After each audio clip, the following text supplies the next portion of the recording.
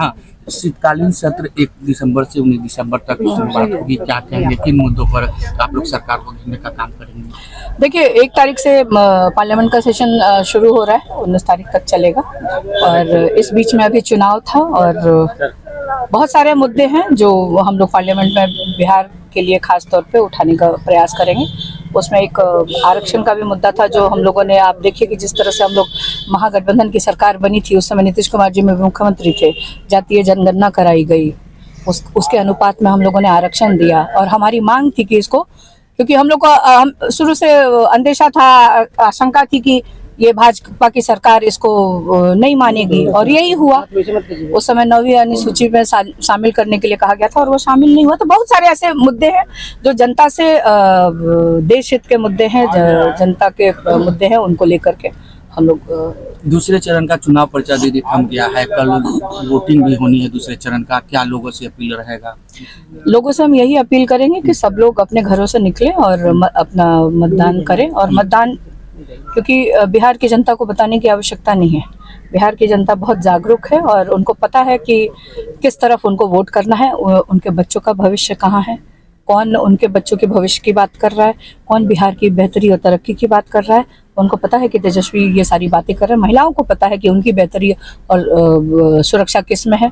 तो तेजस्वी पे सभी लोग भरोसा कर रहे हैं और मुझे लगता है कि महागठबंधन की सरकार बनेगी। सम्राट चौधरी ने कहा है कि 200 प्लस सीटें एनडीए जीतने जा रही है। हाँ, लोकसभा में भी 400 प्लस जीत चुकी है, यहाँ भी जीत जाएगी। यहाँ पे महागठबंधन की सरकार बन रही है, बेरोजगार और युवाओं की सरकार बनने जा रही है। और जैसे कि आपने देखा कि विजय सिन्हा जी का देख लीजिए किस तरह से, और सिर्फ विजय का, न्यूज चैनल्स में बहुत सारे जो भाजपा और एनडीए के नेता थे, उनको उनके कॉन्स्टिट्यूंसी में घुसने भी नहीं दिया जा रहा था, प्रचार भी नहीं, कि किस तरह से 5 साल आप गायब थे और अब आ रहे हैं आप वोट मांगने के लिए। और उनको अपने ही प्रशासन पे भरोसा नहीं था, अपने ही एसपी को अपशब्दों का प्रयोग कर रहे थे और अपने जो सुरक्षा कर्मी हैं उनको कह रहे थे कि तुम लोग को ये बंदूक कौन दे दिया, क्यों नहीं जनता पे चलाते हो। तो ये चीजें देखिए, एक तरफ आप जंगल राज की बात करते हैं और जंगल राज का तो आपको मोकामा में दिख जाता है कि किस तरह से सरकार ने के संरक्षण में इस तरह की घटनाएं हुई हैं।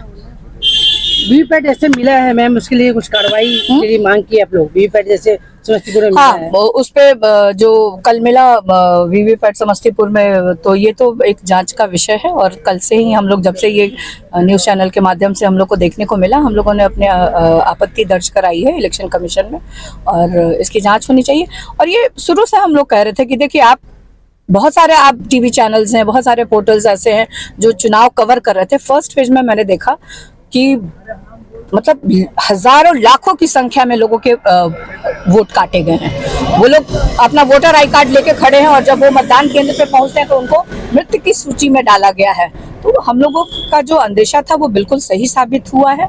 एसआईआर जो हम लोग आवाज उठा रहे थे, उसके बाद से आप देखिए कि वीवीपैट मिला, बहुत जगह सीसीटीवी कैमरे बंद हैं, इलेक्शन कमीशन ने अपने आरओ को सस्पेंड किया है। तो कहीं ना कहीं ये जो होम मिनिस्टर हैं अमित शाह जी, यहीं पे कैंप किए हुए हैं।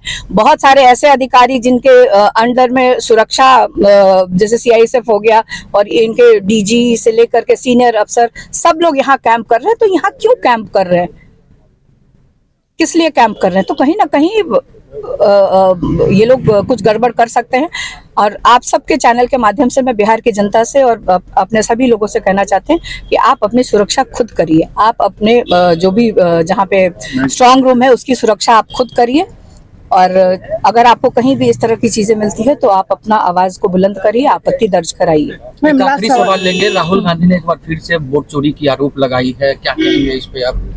वो तो सबूत के साथ दिया ना, ब्राजील की मॉडल है और वो उनको दिखाया गया कि कितनी बार वो वोट कर चुके। अच्छा, ये राहुल गांधी जी ने तो वहां पे दिखाया, लेकिन हमने तो बिहार में आंखों देखी, मतलब जो एकदम कहता है ना कि प्रैक्टिकल के तौर पे देखा कि महिलाएं पुरुष किस तरह से अपने वोटर आई कार्ड लेके खड़े हैं और वो कह रहे हैं कि हम लोग का नाम काट दिया गया और हम लोग को मृत की सूची में डाल दिया गया है। तो इससे बड़ा सबूत क्या हो सकता है? लेकिन ये वही है ना कि कुछ गोदी मीडिया पेड न्यूज चैनल जो हैं वो इन खबरों को नहीं दिखाते हैं, दबा दिया जाता है। तेजस्वी यादव ने अकेले 200 सभाएं की है और एनडीए के नेताओं की बात किया जाए, मोदी, अमित शाह, नड्डा या फिर तमाम बड़े नेता, उन लोग को मिलाकर भी 200 नहीं पुरता है। तो क्या देखिए तेजस्वी का एक हेलीकॉप्टर उड़ रहा था हवा में, और वहीं अगर आप देखिए एनडीए के तो 30 हेलीकॉप्टर, 25 से 30 हेलीकॉप्टर उड़ रहा था।